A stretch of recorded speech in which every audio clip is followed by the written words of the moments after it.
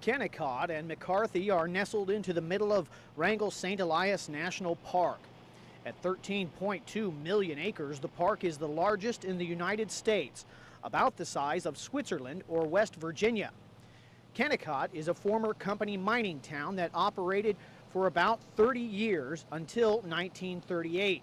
It produced the richest copper ore ever found anywhere in the world, even to this day. Diane Milliard is a local tour guide.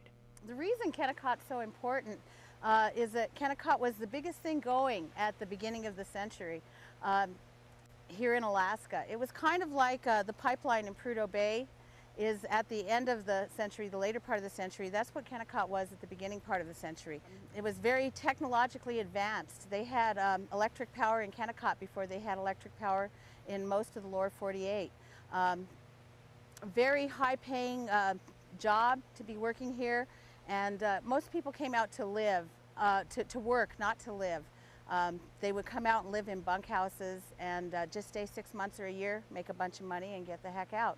This is the dominant architectural feature of Kennicott, the 14-story-old mill building, the tallest wooden structure in North America. You can take a tour inside. These are shaker tables, gravity concentration tables, and this is a really important process in the mill. They had 4 floors of shaker tables. That's how important it was. And basically what you're doing is separating the copper from the limestone base rock by gravity. You're grinding up the copper till it's gravel sized and running it through these shaker tables, which are vibrating very quickly. One reason this building is such a maze and why it has such an unusual design is that the mining company simply added on to the structure as they saw the need. In fact, this wall used to be the exterior of the building. You'll notice the red paint. They saw they needed some extra shaker tables, so they simply put in another room on the outside. Just like with all the other equipment, when they finished with this rock crusher, they didn't haul it out. They just left it here and continued to build around it. The mine's unique appearance draws visitors from around the world. Kazuyoshi Nakamura is a well-known artist from Japan. He'll be exhibiting his portrayals of Alaskan scenery in Tokyo in September. He spoke to us in part through an interpreter. So amazing. So he's very impressed, overwhelmed actually. And so the contrast of the red building, the glacier, the moraine, the green is just amazing to him. It's amazing so much. So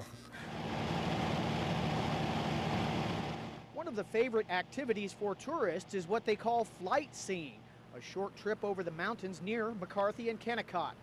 The park contains 9 of the 16 highest peaks in North America. Just a few minutes after taking off from McCarthy, you'll see, improbably perched on a mountainside, the Erie Mine. They accessed the mine through the tunnels. The tunnels were all connected. You know, there was a full-sized pool table in that building. Just north of the airstrip is the whole Kennicott Glacier system. It's 25 miles to the base of Mount Blackburn, and the route and the gates and several unnamed glaciers feed the Kennicott. So it's really a spectacular location. The Kennicott-McCarthy area is a little more than 300 miles from Anchorage. You can drive there, although the last 60 miles are very slow going on a gravel road.